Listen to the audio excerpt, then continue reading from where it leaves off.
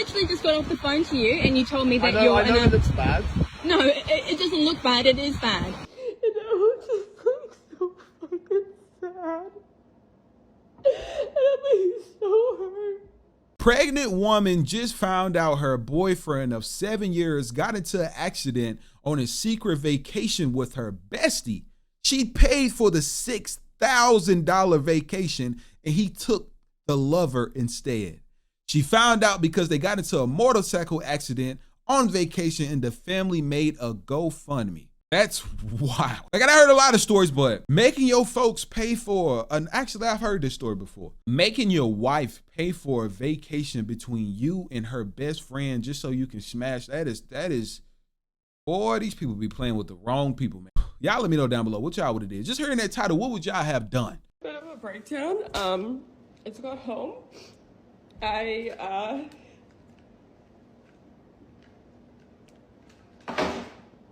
feel like I was like so like angry and I like went through the anger stage and I was just like so fucking sad. And I'm like so hurt. And I feel like so betrayed and I feel so stupid. Like I'm so fucking mad and I'm so sad and I'm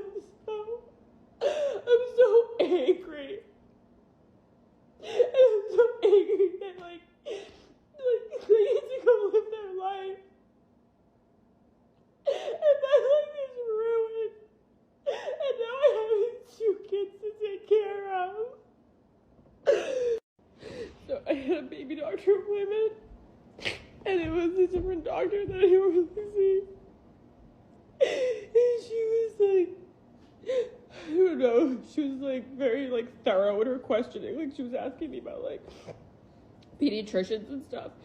So like when the new baby comes, and then she's like, is dad gonna be there in this delivery room? And I was like, no. And then, but I wasn't crying. I was just like, no. She's pregnant right now too. That's crazy. And she was like, is dad going to be with your 5-year-old? This is just like the normal doctor. Like they don't normally question you. And I was like, no, I have somebody else. And she was like, well, who's going to be there? And I'm like, a doula? Like I'm like paying somebody to like be in the hospital with me. So I'm not alone. And she's like, so is the dad not involved? And like all this stuff.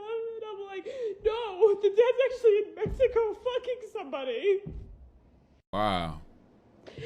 In winter school, they need me to get a protective order against Chris. So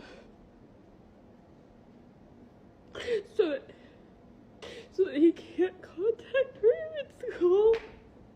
And I go there, and I go to the courthouse, like I drive all the way there, and it's like right after the baby appointment. And I get the protective order, and the lady's like in this room, and she's like, oh, what's his name? And I was just like, I can't do this. And I like stood up and left. I was like, can I just do the paperwork at home if I decide to do it? Because as much as like I fucking hate him, if I got a protective order against him because he's a habitual offender because he was in jail, like he'll get arrested and he could go to jail for 15 years. And it's like, I don't want that. Like, even though you ruined my life, like even though everything is like so fucked up and like you get to go fucking fuck somebody in fucking Mexico and go on any trip you want and like do anything you want. I still don't want you to go to jail. And it's like, I just don't want you in my life. I don't want you in my kids' lives. Like, I fucking hate you. I hate you. But at the same time, it's like, and like, I could be fucking bitter and say, like, I have 2 kids now that I have to take care of. Like, I can't date. When am I gonna have kids in my house with my 2 daughters? I'm gonna, like, have a boyfriend in my house with my kids, my daughter who can't fucking talk? Like, no. It's like, you guys are going, live your fucking life. I'm like, I have him blocked everywhere. I don't even like know his number at this point. And I unblocked his number and I called him, he didn't answer. But I called him because I wanted to say, like, look, I don't want to get a protective order against you. I just don't want you to come to my house. I don't want you to go to the girls' school. I don't want you to, like, just come near us. Like, I'm just, I'm afraid he's gonna break into my house and kill me and take Winter and take the baby.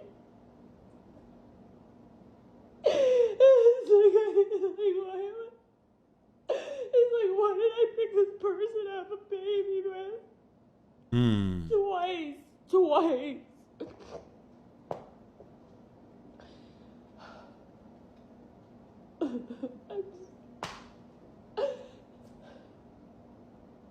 And it's like, they don't feel bad. They don't feel bad with it. What's also, like, so fucked up and so sad is that, like I care about everybody. Like, even, like, strangers, like, I care about everybody. But, like, nobody cares about me. What was that? So I kind of had, like, a panic attack. So I went into TJ Maxx just so I could, like, walk around. And I wasn't driving. And I went to the bathroom and there was, like, a line. And, like, this woman was like, oh, no, you go ahead of me. And I was like, thank you. And like, this random woman respected the fact that I'm pregnant more than the father of my child.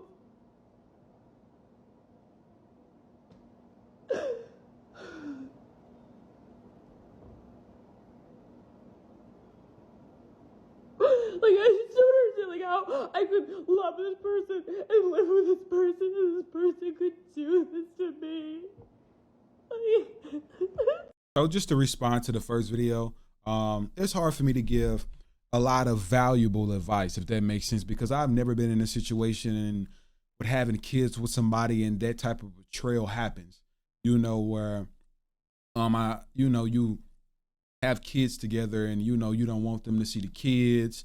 And I know a lot of people will say, like, whatever me and you have going on in the relationship, like, don't keep my kids away from me because we not working out.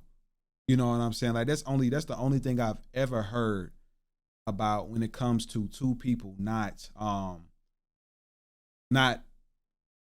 compatible, like they're not together when they have kids, is that sometimes the mother could use the kids as a, get back on, like, you can't use the kids and stuff like that. But, I could just only imagine how the amount of emotions that she's going through, even why she feel like that's, right. And it could be right. Like I said, I'm not sure how the protective orders works or things like that, because I've never been in a situation to really give y'all valuable advice. But I do want to say just to this young woman that everything happens for a reason, and I know that having to deal with somebody the rest of your life and bringing their offspring into this world and they betray you like that has to be something that it's almost like a slap in the face, and it seems like that. I mean, she's a very beautiful woman. She seemed like that she's, like, just from the interaction, she's very loving and caring. You get what I'm saying? And respectful. So for her to even trust you to go on a vacation that you bought by yourself but took somebody else, that is different. And I can see why she took them steps as a protective order, because she probably don't even know what she's capable of doing herself. You get what I'm saying? Like, stuff like that make you want to crash out. Like, especially you brought their kids into this world. Like, you want to off them, man. You know what I'm saying? Like, it's just a feeling. Not saying that that's like logical thinking, but when somebody emotions is involved, you can't tell them how to feel emotionally. That's why I agree with everything that this woman is saying, because I genuinely can feel where she's coming from in a way. Like, I've never been in a situation, so there's a limit to that. I'm not a woman who's been through something like that. I'm a man, you know what I'm saying? And I haven't been on the opposite end. So I know it's a lot of women and mothers or people who's been in situations like this with children and their baby daddies or ex-husbands could possibly give me more of insight on, just the type of emotions that she could be going through at the moment. Because I don't want to speak for this woman. I don't want to discredit how she's feeling. You get what I'm saying? But I do, I can understand why she's taking the steps that she's taking to make sure that she's safe and her family is safe. Because it seems like the leader of the family wasn't trying to make sure that his household was safe. and taken care of. You get what I'm saying? So it looked like she got another response. She got a couple responses. So let's just see what's going on with the next one. So sad. like I'm effing sad, and like I don't want to be. This thing is like I so badly want to be like I'm an independent woman and like listen to all this music and stuff. You know what's so good? I love that she said that, because there's a lot of women out here who, you know, that they can take pride in being an independent woman. They don't mind that, but they don't want to do that. You know what I'm saying? Like they're like, I would love to be, you know, not an independent woman. I would love to have a family. I would love to have a man in the house taking care of that, to where I can depend on him. Even though she's still making her thing, doing whatever she's really capable of doing. There's a lot of women who like, I don't need a guy for nothing. I feel like in this generation, that's promoted. Like you can go around asking a lot of those single women, what can you get from a man? What do you need from a man? They're like, I don't need nothing from no dude. I don't need nothing. I know y'all been seeing that stuff go viral, but it's just sad. And it's like to see that this younger generation is like that. But I like that she said that. Like I know I'm independent, but like I don't want to have to say that. Like it's not nothing I'm proud of, you know? Respect. I don't know. It's like I just feel like because of the fact that I'm in it, like I'm I'm still in like the house that we lived in, and I'm taking care of our kids, and I am, it's like my whole life is exactly the same, except like my ex has been removed. And I've been like okay. I've really been okay. Like I was like okay yesterday. I went to a graduation party, and that was nice. And Winter, get down. Come on, get down. Get down, please.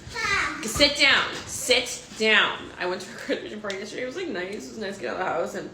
And I have somebody who's coming over now, and we're gonna work on my daughter's bedroom, because I've just been like throwing her clothes all in her room, and she's just been like sleeping with me, so her bedroom's like really crazy. My pantry's really insane, so she's gonna help me with that. Like literally I've just been throwing stuff in there. Actually my garage is crazy too, and I have a porch that there's stuff on. Like I've just been, the entire time that I was pregnant, when he, you know, wasn't like helping, I was just like putting stuff places. So she's coming over to like help me, and I'm like, I'm independent, I'm like, I can do this, I'm a bad bee, like I can do all this stuff. And then he FaceTimed by accident, and I thought he was FaceTiming to talk to our daughter.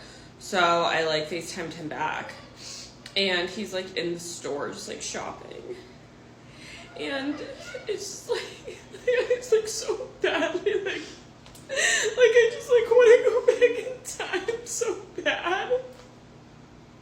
Like I just wish this was like 3 years ago, and it could just be like normal. Like it could just like everything could like go back to normal. And it could be like that we're FaceTiming about like, oh, what's for dinner or something. I'm just like so sad, because like I know, you know, like this is like part of grieving, and this is part of like moving forward, and all this stuff that's happened. Like, you know, it makes me like, I know that like I deserve better, and like I want better. But it's just so hard, because it's like I can't, like I'm focusing on having a newborn. You know, you only have a newborn for like 28 days, so I'm focusing on like having a newborn and breastfeeding and taking care of her and being happy, and like I'm trying so hard to like focus on like every like little thing she, oh my god, my light just like moved. Like every little thing she does. Winter, stop. That's like another thing. Like all the stuff in my house that my ex like he like traded services for people. It's like an electrician like put in this light, and like the light like flickers and stuff. It's like all these like stuff I have to fix, whatever. But I'm just like trying my hardest to like focus on having a newborn and taking care of her and being happy. And I just got like this new like stroller and stuff. And it's like, I literally like just seeing him so triggering. And I think in like any relationship when it ends, that's triggering. It's triggering, like seeing like an ex is triggering. But it's like, I have to see him because we have children together. So even if it's just him FaceTiming and it's just him like seeing her daughter, it's so triggering for me, because it's like, as much as this person has hurt me,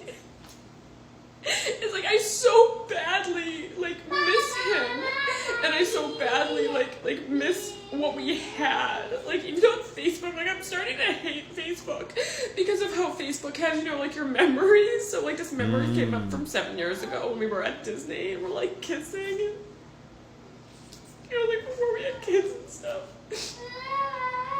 And it's like, I so badly like want that, but then I don't want that, you know? And it's like, we're not gonna get back together at all. Like that's never gonna happen. And that's so sad. And it's like, Winter, stop. When there's loud noises, like she gets louder. It's a mom mode. Every time the baby cries, she starts screaming. So they're like having like a screaming competition. But like I'm never gonna have those memories back. So it's like I feel like I'm like holding on so tight to the memories that I have because I'm not gonna have new memories. Which is so sad and like desperate and pathetic, but it's like, and at the same time it's like just seeing him, it like opens wounds because it's like I really loved this person and I really didn't think that we had issues. So it's so painful. Here, baby. So it's so painful because I didn't really get to like, fight my relationship and it's just like over. And you're like caught at this like crossroad of I love this person and I hate this person and like how could this person do this to me?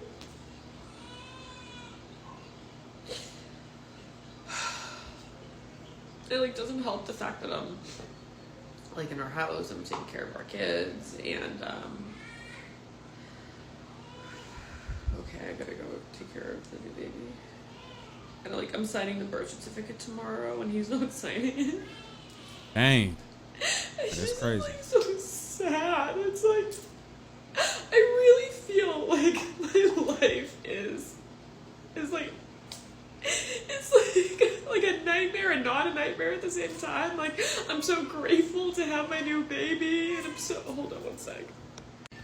I'm so grateful to have my new baby, but at the same time, and I'm like trying to like just enjoy having a newborn. If you have kids, like you know how hard it is. You know, it's like they have to eat every 3 hours and you're constantly taking care of them. And then with my daughter, so it's like I have that going on. But then on top of it, you know, I'm healing from this like unbelievable pain. And like I so badly want him to be like, I love you, you know, and make everything work and us be okay. But then at the same time, I don't want that at all. And I never want that again. And I feel so sad and I'm mad at myself because I feel like I'm not. And you got a good latch on. I feel like I'm not like appreciating having my new baby, and it's like I just want to appreciate having my new baby so bad. And my girls, and I'm trying. That's why like my friend is coming over to like do some stuff around the house. But it's like I really can't leave, and I think that something I'm gonna work on is I just want to make my house like the place where I want to invite friends over, so that I can have people over and I can have like somewhat of like a normal life. But I'm so sad. It's like I'm like trying so hard, and it's like my emotions are crazy, and it's crazy to absolutely like love somebody with like every part of your soul, and then be gone. And it not be a death. It's not like he died. It's like he chose this. And so I have to be okay with that he chose this. And I have to, you know, even seeing him like on a FaceTime, it's just so painful. And it's like I have to be okay with that he chose this. And I have to move on with my life. But then at the same time, like, I just want to go backwards so bad, but it's like, you know, you can't go backwards. Like, you can only move forward. That's true. That's true. You can't.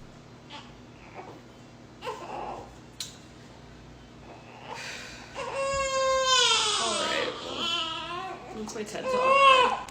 What it sounds like to me is that she's going through everything right now. You know what I'm saying? I know I'm not sure if she got to go for me anything. Excuse me for burping. But I'll make sure if she do to link it down below. But my thoughts and opinions on this, man, I just want to start off by telling her that I even apologize. You get what I'm saying? For her having to go through the things, you know, like, I know I didn't do it, but you get what I'm saying? Like, just for her being in this situation, like, I feel sorry for her. But my advice to, even if she's watching this video, is to having forgiveness is definitely key. You know what I'm saying? And one thing I learned, just even in life, and it made like a huge difference on my life, is that forgiving people don't have to equal that you still trust them. You get what I'm saying? Like, you can forgive them, but not trust them with your heart. Well, him in particular, like, you know, it's like somebody, that's kind of how I go about life. And that's kind of like why I'm not really in any type of dramas with anybody, because I don't hold certain things against somebody. Like, I forgive them for it, but I know how to mess with them in a particular way, if that makes sense. Like it's almost like a long handle spoon. Like, you know what I'm saying? Like, I'm not gonna do the same things that I was doing once before, but I mean, I would still possibly mess with you, yeah. But I'm not finna, like, we not on this no more. You know what I'm saying? I forgive you. And healing it isn't just a straight shot. You know what I'm saying? Healing, it takes steps. It's different lanes. It's different things that you can do that can equal up into your healing process that will help just even build into your journey. You know what I'm saying? Like, she possibly, her just even coming here and venting and seeing all the positive comments she has could be a process of her venting and her healing journey. You know what I'm saying? I know some people are like, well, I come to the internet, go to a therapist, but sometimes, like, there's many people that's even react to this, even if she might see this video, but the positive comments and things like that, and just the encouragement, just giving her ideas on just even how to heal, it's possibly helping her. But it's going to be crazy. She's going to look back at these videos and laugh and be like, dang, I can't believe that I was this low, you know, and you're going to love and embrace the new life that's there to come. You know, like, I personally feel like that everything happened for a reason. And, you know, the Most High God will never take anything away from you that he felt what was best for you. Let that sink in. The Most High God, he will not take anything from your life that was the best for you, because there's best to come. There's definitely best to come. So anytime y'all think about what's going on in life or what's happening in life, never let it affect you to a point to where you feel like that is just the end. Because the Most High God, he wants what's best for you.